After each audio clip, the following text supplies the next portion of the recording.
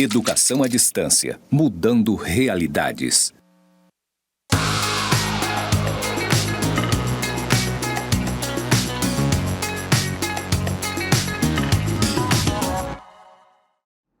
Saudações, pessoas! Sejam bem-vindos aos cursos do Instituto Federal de Educação, Ciência e Tecnologia de Rondônia, o IFRO, Campus Porto Velho, Zona Norte. Eu sou a professora Anabela Barbosa e juntinhos estaremos na jornada de metodologia dos trabalhos acadêmicos e científicos do curso de licenciatura em Pedagogia EAD. Para começar, vamos com uma citação dele, Pedrinho, lindo, fofo, grande Pedro Demo, no livro Educar pela Pesquisa. Ele diz assim: o desafio de educar pela pesquisa passa do ponto de vista metodológico. Não se trata de uma visão pedagógica, embora a suponha e inclua, mas de um enfoque tipicamente propedêutico, ligado ao de construir a capacidade de reconstruir, na educação básica e superior, a qualidade formal e política. O interesse está voltado a fundamentar a importância da pesquisa para a educação, até o ponto de tornar a pesquisa a maneira escolar e acadêmica de educar. O que distingue a educação escolar e acadêmica de outras tantas maneiras de educar é o fato de estar baseada no processo de pesquisa e formulação própria. Então, sentiu toda essa euforia em produzir seu conhecimento, em ser autor, em construir conhecimento? Se sim, vamos nessa jornada? Nesse episódio 1, nós vamos conhecer a estrutura da nossa trilha de metodologia, os principais elementos, a diferença entre norma e argumentação, o que é pesquisa, o que é ciência, o que é conhecimento, como se dá esse processo. O que é ciência para você? O que é conhecimento? Como se produz conhecimento? Como que se articula conhecimento e educação? Educar pela pesquisa? Você já pesquisou? Do ponto de vista científico? Você conhece as pesquisas que nós temos? Se você não conhece, você está entrando no mundo da academia, no mundo do conhecimento científico. E é com base nele que se constroem os grandes conhecimentos da humanidade, a partir do teste, da experimentação, do se debruçar sobre os estudos de um objeto, de um contexto, de uma população. Então, existem N possibilidades, mas todas elas começam com um bichinho, o bichinho da curiosidade. A curiosidade é aquilo que nos move a saber, a conhecer, a entender, a aprender. Então, vamos começar? Bom, na metodologia dos trabalhos acadêmicos e científicos, a gente tem aí alguns temas e alguns tópicos que serão abordados, tá?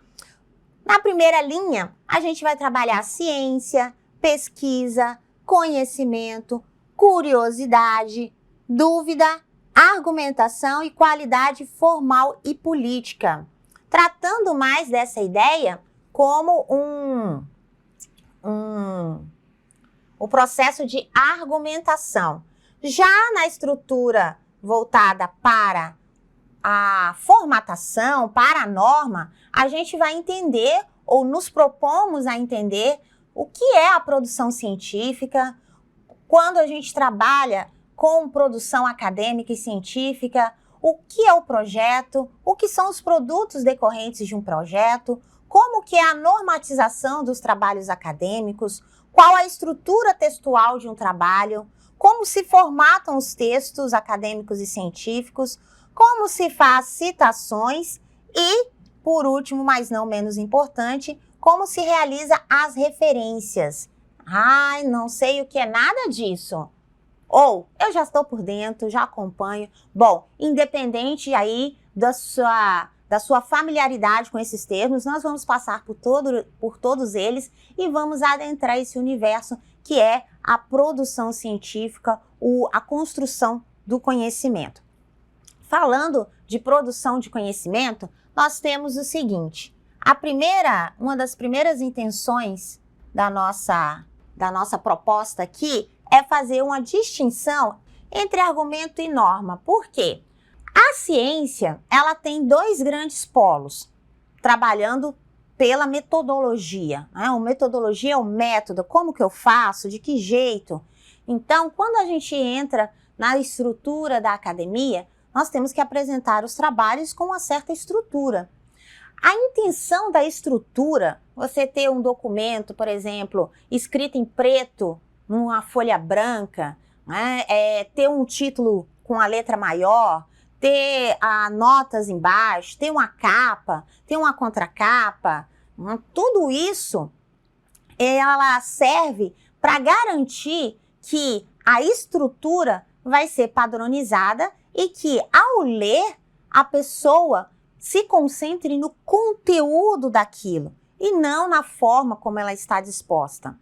Mas faz parte do processo, as duas coisas andam juntas, a norma e a estrutura e o conteúdo, que é a argumentação.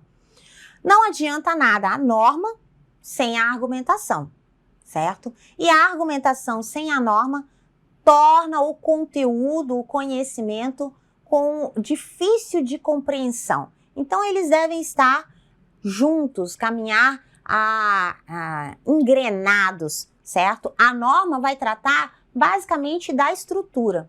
Para tratar dessa estrutura, a gente tem a Associação Brasileira de Normas Técnicas, que não rege apenas os conteúdos ou as normas para a produção científica. Ela rege normas desde documentos até estruturas de avião, entre outras tantas coisas. A engenharia, a produção, ela normatiza várias coisas, mas nós temos as normas específicas para os trabalhos acadêmicos. E as normas você vai utilizar durante toda a sua vida acadêmica. É lógico que há mudanças e a ideia não é você decorar nenhuma dessas normas, nem o número delas, mas você saber que elas existem e sempre que você for formatar o trabalho, você deve consultá-las. Já a argumentação é a essência da produção científica. Como que eu construo esse conhecimento? Esse conhecimento, geralmente, ele está pautado por argumentos. O argumento a favor e o argumento contra aquele assunto, aquele tema. E como esses argumentos se constroem, como que eles têm validade, como que eles têm autoridade para o convencimento. A grande tarefa da ciência é o convencimento a partir da ciência. Você produz o conhecimento e esse conhecimento produzido por meio da ciência leva você a mudar de ideia a respeito de alguma coisa, certo? Então, por exemplo, quem aí já tomou chá de boldo para o estômago? Quando você está ali, né, com uma dorzinha no estômago, eu vou tomar um chá de boldo, um chá de macaé, um bicarbonato. Então, atualmente nós temos esses medicamentos aí nas farmácias, você compra com dosagem especificada, mas quando que isso passou a ser válido para a maioria das pessoas? Como é que ele chega lá na farmácia? Porque ele foi testado, ele foi validado, ele foi experimentado, foi testado em várias pessoas, verificaram as reações adversas, quanto de miligrama tem que ser administrado, quanto que não, quanto que é suficiente, quanto que passa, a partir de quanto que se faz o efeito. Então, esses processos de testagem, experimentação, validação, verificação, é o próprio procedimento científico.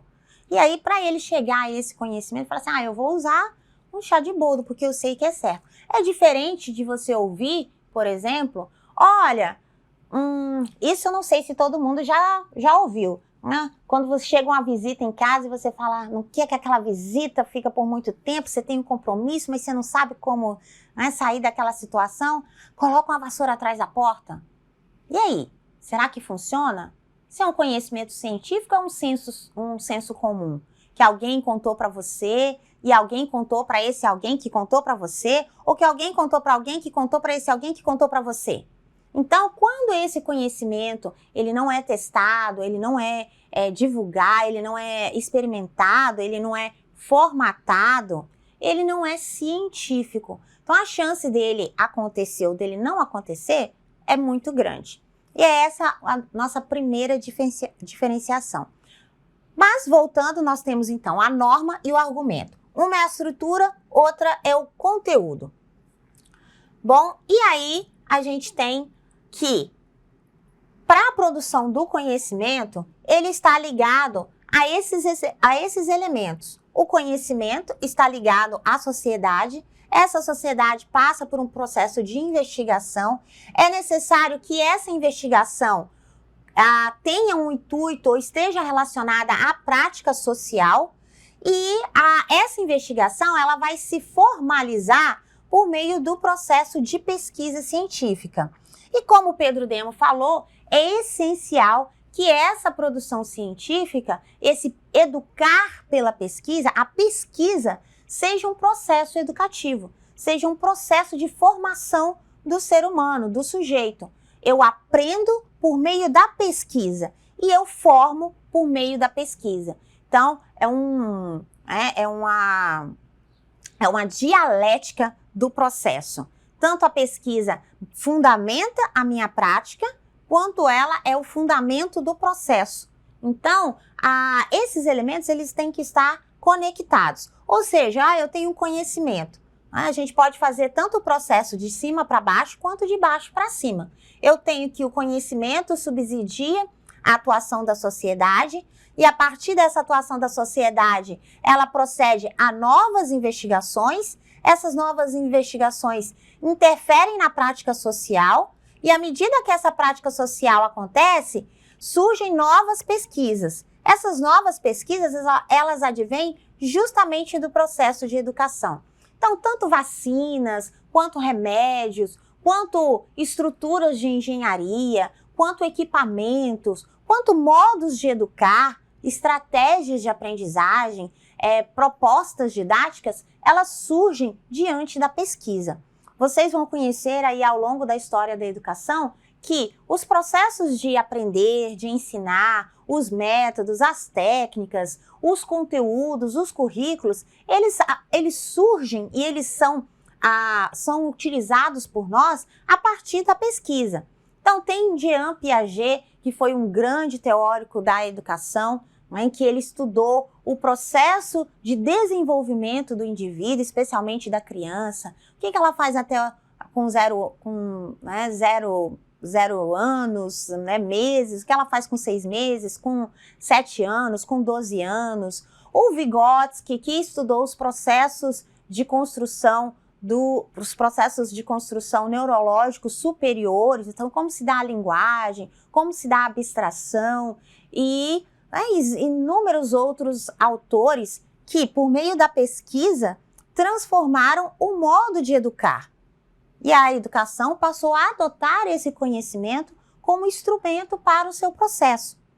Então, quando se tem, por exemplo, o uso de um mouse, o uso de uma tela interativa, isso aqui foi testado. Foi feito dentro de um campo acadêmico, em uma sala de aula, em um laboratório. Como é que funciona? Como é que poderia ser sensível? Poderia tocar? E para tocar, como é que vai sentir a sensibilidade? Como é que vai ser a sensibilidade da mão humana para poder transitar a tela? A câmera pela qual eu estou conversando com vocês, como é que ela vai captar? Como é que ela consegue organizar a imagem, gravar a imagem? Como que a gente disponibiliza? Tudo que você vê ao seu redor é decorrente de pesquisa. E essa pesquisa acontece principalmente na academia, onde você está.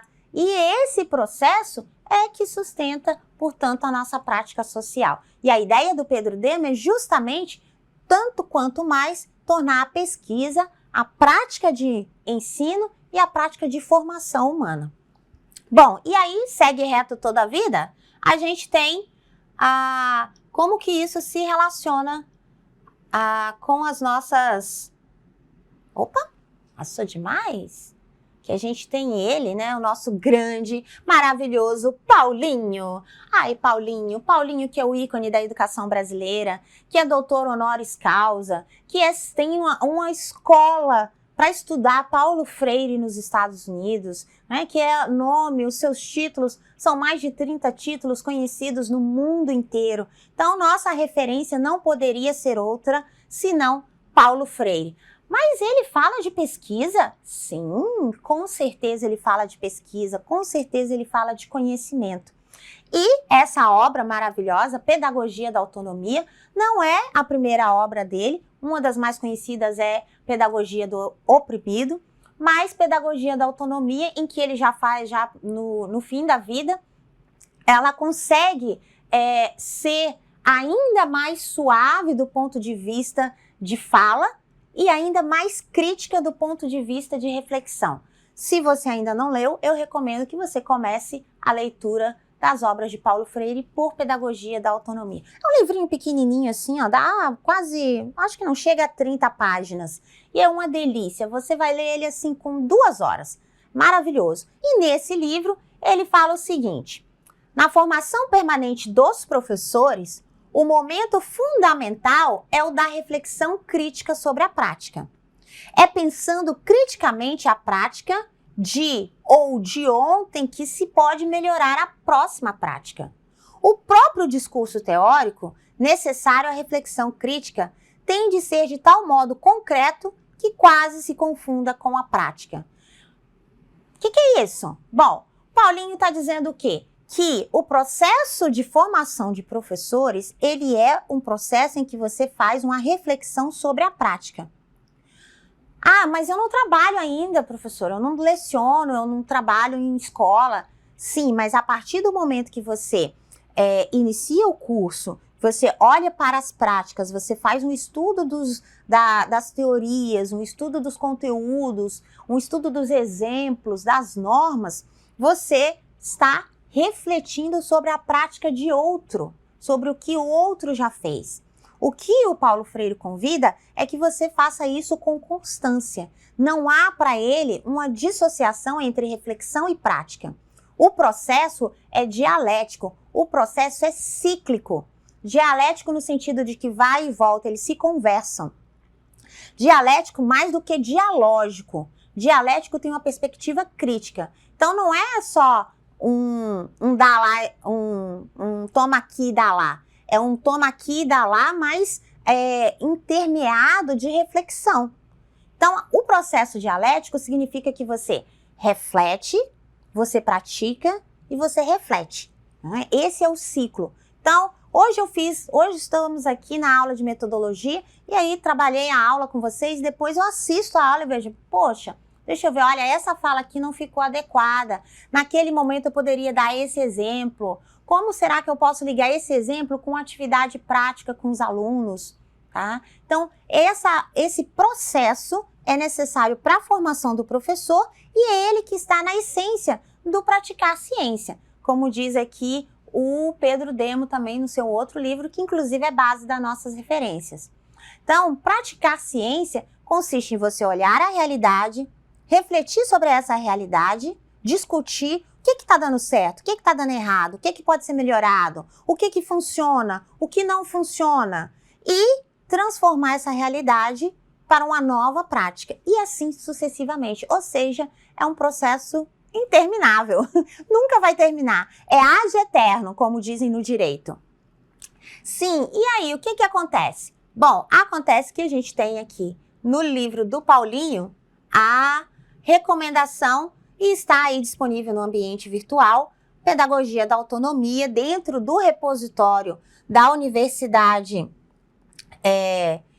Estadual do Rio Grande do Sul. Então, eles têm um repositório, o link está no ambiente virtual e aqui na apresentação, que você também tem acesso ao ambiente virtual, tem o título completo ancorado aí na plataforma da Universidade Estadual do Rio Grande do Sul. E ele vai ser uma das obras principais que nós vamos trabalhar. Tá bom? Então, olha só para a gente conhecer olha a primeira parte que é o prefácio, né? Então, ele tem aí essas que estão destacadas, rigorosidade metódica, ensinar exige pesquisa. E o livro está todo aqui, como também estará disponível no ambiente virtual. Ele também está na biblioteca física do Instituto, então se você quiser, você pode vir pegar a obra, se você prefere ler ele ali no papel, passando as páginas, certo? E vamos então conhecer quais são os pontos que Paulo Freire traz que tem a ver com pesquisa.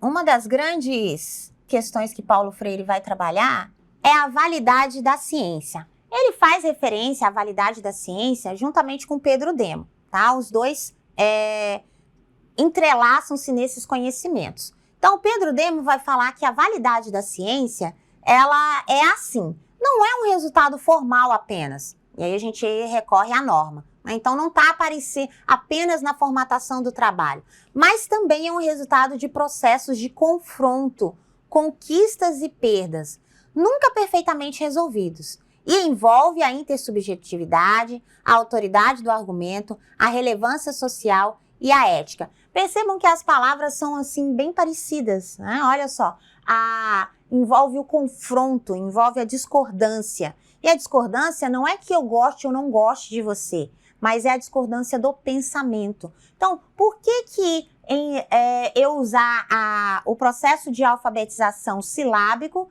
e por que eu devo usar o processo de alfabetização baseado no todo, na estrutura, a partir do texto? Qual que é a diferença? Quando que eu posso usar um, quando que eu posso usar outro? Esse é bom e esse é ruim, esse é ruim e esse é bom? Por quê? Então, esse confronto científico é que o Pedro Demo está falando. E esse confronto científico, ele só é possível pela reflexão sobre a prática e para uma nova reflexão que o Paulo Freire comenta, tá? E aí, olha só, para o Paulinho, aprender, a gente está fazendo uma brincadeira, né? Porque no livro Pedagogia da Autonomia, ele vai falar ensinar exige. Mas como a nossa ideia está aqui também em Pedro Demo, de que educar pela pesquisa, então educar e ensinar e aprender. Então, para nós, aprender exige o quê? Aprender exige rigorosidade metódica. Aprender exige pesquisa, exige criticidade, exige consciência do inacabamento, exige curiosidade, exige diálogo. Isso. E o que é essa rigorosidade metódica? Bom, a rigorosidade metódica não é nada mais, nada menos do que a seguinte exortação do Paulinho. O educador democrático, ele não pode negar-se o dever de, na sua prática docente, reforçar a capacidade crítica do educando, sua curiosidade, sua insubmissão. Uma de suas tarefas primordiais é trabalhar com os educandos a rigorosidade metódica.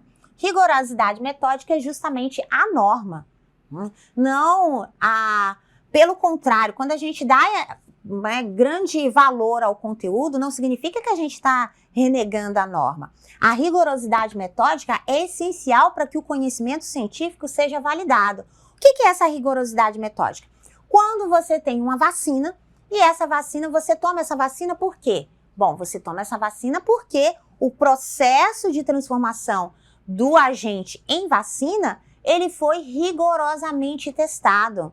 Ele foi testado no laboratório A, no laboratório B, no C. Ele foi testado com um grande número de pessoas. Foram observadas as reações adversas. Foram observados como que se comporta em idades diferentes, nas diferentes populações. Então, isso é um procedimento rigoroso, de método. Você escolhe um processo e você realiza ele, e em todos eles você verifica que há essas e aquelas situações ou condições. E essas situações ou condições são relatadas. Esse relato é o conhecimento científico. Então, a rigorosidade metódica compreende todo o procedimento em que você escolhe um tema, você estuda esse tema, você testa esse tema, você analisa esse assunto, você discute, você experimenta, você escreve e aí você apresenta os resultados. Esse é um processo científico e esse processo ele tem estrutura. A gente tem uma estrutura cartesiana, baseada aí em René Descartes, que vai falar sobre no discurso sobre o método, o processo de produção científica, de pesquisa, quando você isola o objeto, principalmente usado nas ciências exatas, também nas ciências biológicas, em que você, por exemplo, isola por exemplo, o cimento. Vamos estudar o cimento. Como é que ele se comporta em determinada temperatura, em ação com outra estrutura, com o ferro, com a pedra, com a madeira. E aí fazem essas testagens. Então, isola o cimento em um laboratório, em um local de estudo. Já há um outro paradigma, o paradigma da complexidade, do Edgar Morin, que vai trabalhar, e aí é bastante voltado para as ciências sociais, as ciências humanas, e de que os seres humanos, eles não podem ser isolados quando você se pesquisa. Então, por exemplo, essa perspectiva, ao invés de estudar o aluno e pegar a criança e ver como ele se desenvolve ali, dentro de um laboratório, aplica um teste, aplica outro, que é uma ideia cartesiana, vai entender que precisa estudar esse processo, mas no contexto, lá na sala de aula, com os outros colegas, porque é nesse contexto que a criança convive, então não pode isolar ela. Então são dois paradigmas, não é que um esteja certo, nenhum esteja errado, eles são aplicados em momentos diferentes. Na educação também, a prática cartesiana e a prática da complexidade, e assim como em outras áreas. Mas só depende do que você vai estudar, do que você vai pesquisar e como que você vai trabalhar esse assunto. Bom, e aí Paulo Freire ainda diz que ensinar ou aprender exige pesquisa. Para ele, pesquisa é o quê? Bom, para ele, pesquisa não há ensino sem pesquisa e pesquisa sem ensino. Esses fazeres se encontram um no corpo do outro. Enquanto ensino, continuo buscando, reprocurando. Ensino porque busco, porque indaguei, porque indago e me indago. Pesquiso para constatar. Constatando, intervenho. Intervindo, educo e me educo. Pesquiso para conhecer o que ainda não conheço e comunicar ou anunciar a novidade. Aí esse resumo é perfeito. Pesquisa, para mim, é essa fala do Paulinho. Eu pesquiso para eu entender, olha, eu pesquiso para eu conhecer o que eu ainda não conheço. E, a partir do momento que eu conheço, eu comunico. Então, o processo científico é justamente isso. Eu vou pesquisar, vou testar, envolve todo esse processo de testagem, vou, então, conhecer, e a partir do momento que eu conheço, eu vou comunicar, eu vou anunciar a novidade. Olha só, na verdade, se você usar esse lápis aqui, você consegue construir, você consegue uma caligrafia melhor. Então, eu vou lá anunciar essa novidade. Olha, ao invés da gente fazer esse trabalho individual, em grupo ele rende mais resultado. Esse trabalho que é feito presencialmente, ele pode ser feito à distância. E aí você anuncia essa novidade. Um dos grandes objetivos da ciência é fazer a comunicação do conhecimento produzido. Não tem razão você pesquisar se você não divulgar o conhecimento produzido. Então, o ápice da ciência é a divulgação do conhecimento. E esse é o processo dialético, né? Para ele, não tem como ensinar sem pesquisa e não tem pesquisa sem ensino. O outro tema do Paulinho é a criticidade. Criticidade na perspectiva de que não tem como você vai estar voltado aqui àquela primeira fala que nós fizemos sobre reflexão, ação e reflexão. E ele vai trazer assim, isso lá na pedagogia da autonomia. A superação e não a ruptura se dá na medida em que a curiosidade ingênua, sem deixar de ser curiosidade, pelo contrário, continuando a ser curiosidade, mas se criticiza.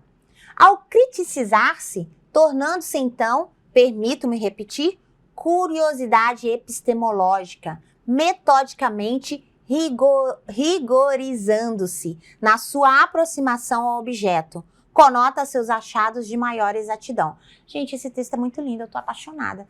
Eu sou apaixonada por ele.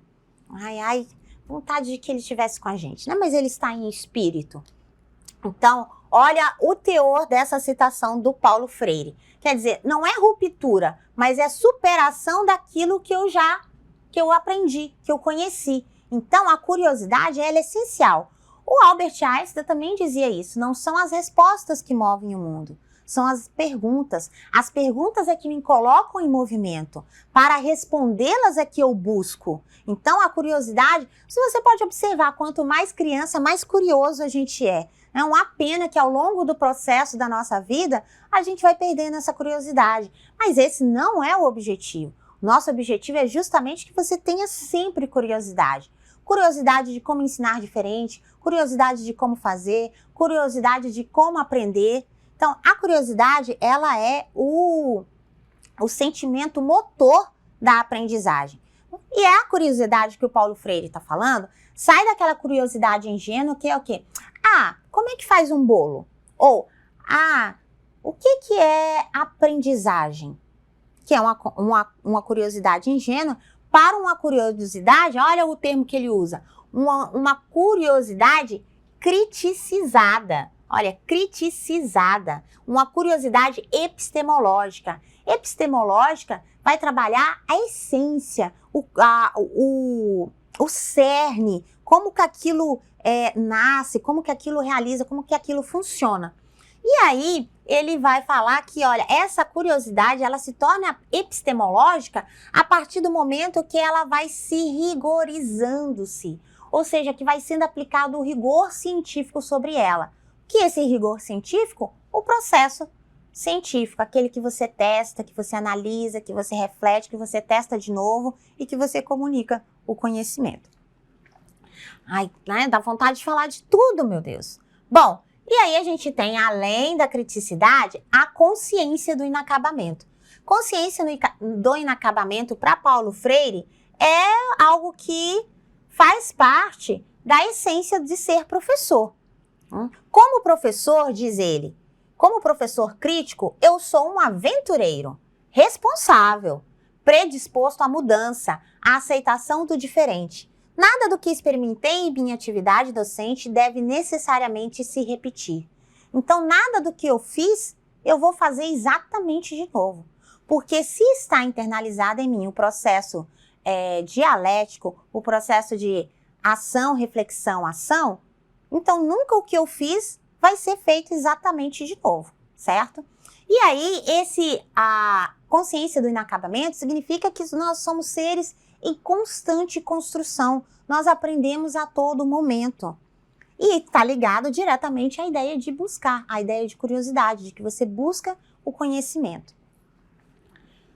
Outro elemento essencial da pedagogia da autonomia para a metodologia científica, como eu já falei, é a curiosidade. Para ele, a curiosidade é o que move o ser humano, é a mola motora, né? Então, a curiosidade é que me move, que me inquieta, que me insere na busca. Exercer a minha curiosidade de forma correta é um direito que eu tenho como gente e aqui corresponde o dever de lutar por ele, o direito à curiosidade. Ainda mais adiante ele vai dizer, a construção ou a produção do conhecimento do objeto implica o exercício da curiosidade, sua capacidade crítica de tomar distância do objeto, de observá-lo, de delimitá-lo, de cindi-lo, de cercar o objeto ou fazer sua aproximação metódica, sua capacidade de comparar e de perguntar. Bom, nesse trechinho, o Paulo Freire praticamente resume o processo metodológico, o rigor científico, que é você cercar, você observar, você delimitar, você cindir, você se distanciar, você se aproximar. Todo esse percurso é o percurso do rigor metodológico que está na metodologia dos trabalhos acadêmicos e científicos. Não menos importante, o diálogo como uma prática da pesquisa. O diálogo no sentido de que não é sendo a objetivação factível à objetividade, bem como a neutralidade. Na verdade, é crucial assumir o compromisso metodológico de correr atrás da realidade, não de deturpações, ideologias, manobras. como toda teoria é construto, é decisivo cuidar que a construção mental se vincule à realidade, por mais que não consigamos levar a cabo essa boa intenção. O que isso tem a ver com diálogo, professora? Diálogo no sentido de que é uma construção entre eu e o outro, é uma construção entre eu e o meio, entre o meio e eu. Esse diálogo, ele existe, não tem como você desvincular, né? Ela vai se construindo e tem que estar sempre ligada com a realidade. Do contrário, se você não estiver ligada à realidade, o conhecimento não vai ter função. Mas não tem função você construir, por exemplo, um prédio se ninguém vai morar. Não tem função você escrever um livro se ninguém vai ler. Não tem função você desenvolver um mouse se ninguém vai utilizar. Então, ela tem que estar... A realidade sustenta e é sustentada por ela. É uma relação dupla, dialógica. Né? Ao mesmo tempo que a minha pesquisa tem que partir do meu olhar sobre a realidade, o resultado da minha pesquisa tem que voltar para a realidade, tem que sustentar, tem que aprimorar essa realidade. Bom, com essa a gente encerra o nosso primeiro episódio sobre a norma ou argumento, lembrando que é norma ou argumento? Eu acho que você já tem a resposta, não é verdade? E todas as nossas referências estão no ambiente virtual de aprendizagem, todas as orientações de como você realiza as atividades e o nosso percurso formativo também está lá no seu espaço de aprendizagem que é o AVA. Até a próxima, bonanças!